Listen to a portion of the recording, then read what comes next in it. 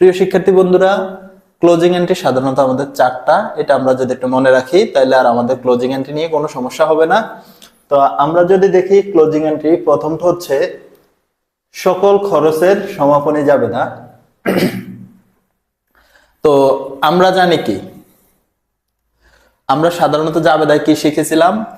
খরচ সবসময় কি ব্যালেন্স? Debit balance. এবং খরচ বৃদ্ধি পেলে ডেবিট, হ্রাস পেলে ক্রেডিট।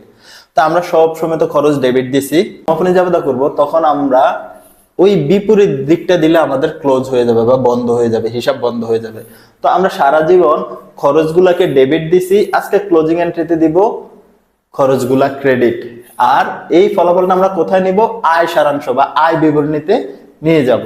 তাহলে আমরা দেখব সকল খরচের সমাপনী জাবেদা। সকল খরচের সমাপনী জাবেদা হচ্ছে আয় সারাংশ বা আয় বিবরণী ডেবিট, সকল খরচ ক্রেডিট।